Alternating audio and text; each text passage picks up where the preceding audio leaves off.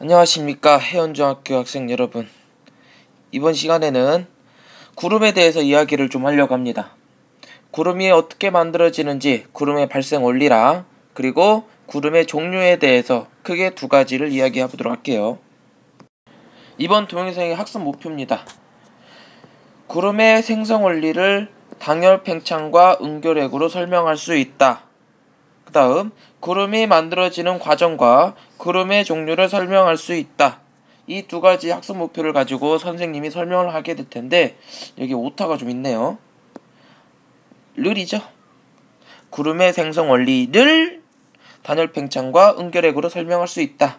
이렇게 여러분들이 학습 목표를 잘 기억하면서 동영상 보도록 합시다. 구름이 생성하는 데 있어서 가장 중요한 두 가지 요소가 있습니다.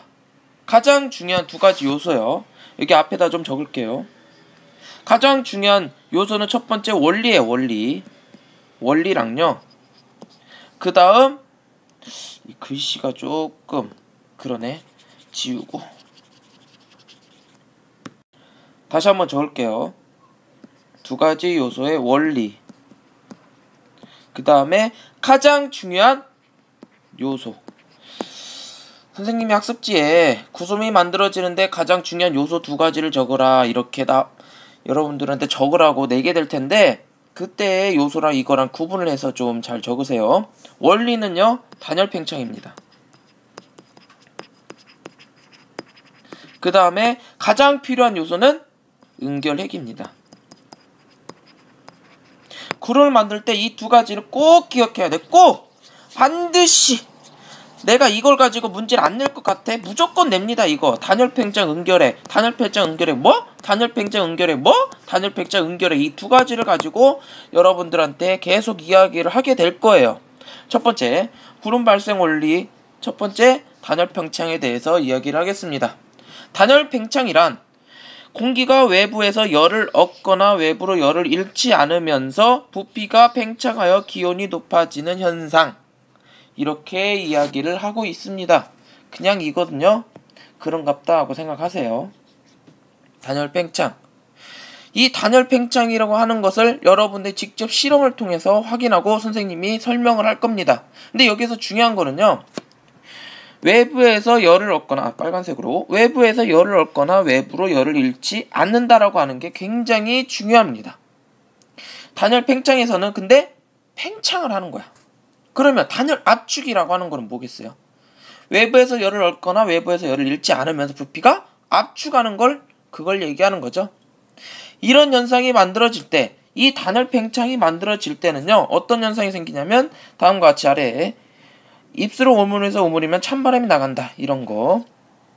그 다음에 뚜껑이 여는 순간 주변의 공기가 차가워진다. 이렇게 두 가지로 설명을 하고 있습니다.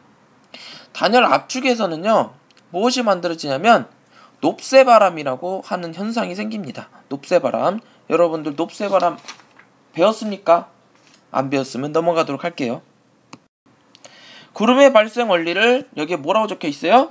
그렇죠. 단열 팽창이라고 적혀 있습니다. 단열 팽창. 이 단열 팽창 때문에 구름이 만들어지는 거야. 이 단열 팽창 때문에. 뭐 때문에? 이 단열 팽창 때문에. 뭐 때문에? 이 단열 팽창으로 구름이 만들어진다고!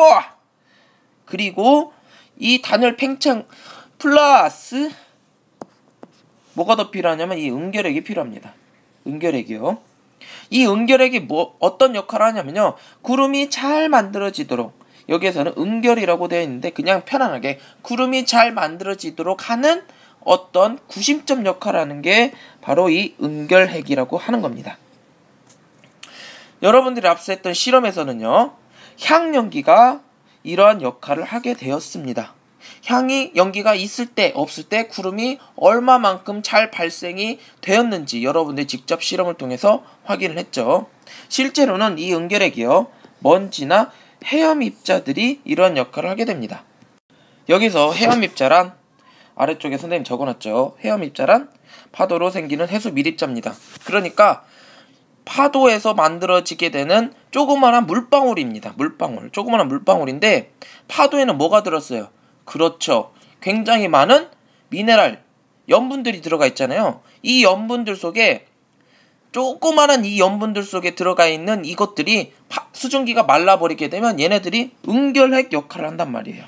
그래서 거대한 비의 핵이 만들어지게 됩니다. 다음으로 구름이 만들어지는 과정입니다. 여기에서 구름이 만들어지는 데 있어서 가장 중요한 게 뭐냐면요. 바로 여기입니다. 공기의 상승. 무조건 공기가 올라가야 돼.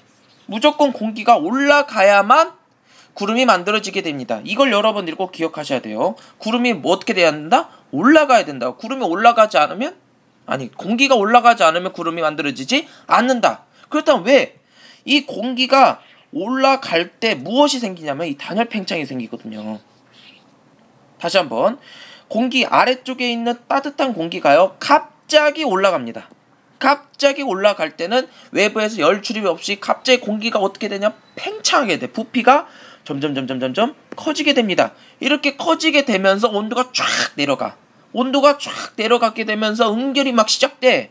그래서 이슬점이 도달하면서 여기에 뭐가 생겼어요? 지금 구름이 만들어지게 된다 이겁니다. 가장 중요한 거 구름이 만들어지는데 가장 중요한 게 뭐다고? 그렇죠.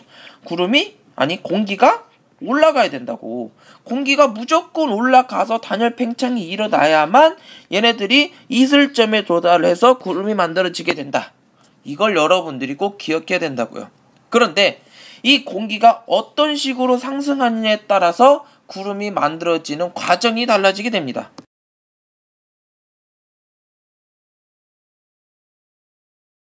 첫 번째, 지표면의 일부분이 뜨거워져요. 이 일부분이 뜨거워져서 갑자기 공기가 올라가는 경우입니다. 여러분들 대류 공부했죠? 대류.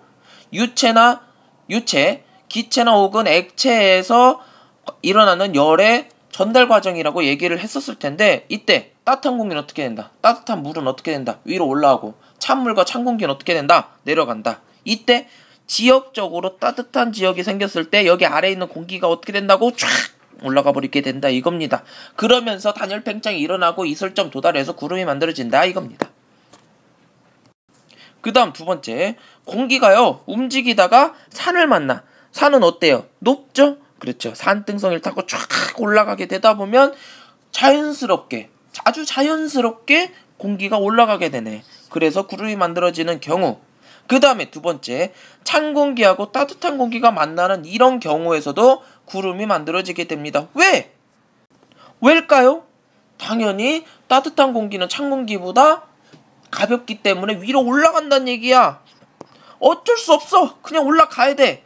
밑으로 그냥 할 수가 없어. 밑으로 그냥 내려갈 수가 없다고. 그냥 내려갈 수가 없어. 어떻게 된다? 위로 올라갈 수밖에 없다고요. 그래서 이런 과정 통해서 구름이 만들어지게 된다 이겁니다. 지금 세 가지에 대해서 얘기를 했어요. 지역적으로 따뜻한 지역이 생겼을 때 올라가는 경우, 그 다음에 산등성이를 타고 올라가는 경우, 그 다음에 찬 공기를 만나서 올라가는 경우, 이 경우에 구름이 만들어지게 된다. 이렇게 공기가 상승하는 정도에 따라서 구름의 모양이 만들어질 수가 있는데 크게 적은형 구름과 층은형 구름이 만들어집니다. 이 적은형 구름의 대표적인 예는 소나기비예요. 소나기비. 여기다 좀 이렇게 잘 지우고 소나기 구름입니다. 그 다음에 층은형은요 대표적 우리가 잘 알고 있는 비야. 비 같은 경우에는 전 지역에서 쫙 깔려있죠. 우리가 보통 내리는 비. 근데 소나기 구름, 갑자기 많이 쏟아지는 이 소나기 구름 같은 경우에는 구름이 굉장히 높다. 이런 경험을 한 친구들이 있을 겁니다. 이때는요 공기의 상승이 강하게 일어나서 높은 곳까지 공기가 쫙 올라간 거야.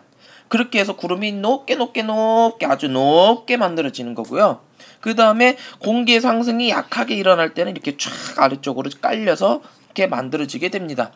그래서 우리 보통 여러분들 이걸 느낀 사람 있겠지만 비가 내릴 때는 구름이 조금 낮다 이렇게 느끼는 경우가 있을 겁니다. 여기까지가 구름이 만들어지는 원리, 그리고 구름이 만들어지는 필요한 요소, 그 다음에 구름이 생성되는 과정들에 대해서 이야기를 했습니다. 공부를 열심히 하시고요. 사랑해요.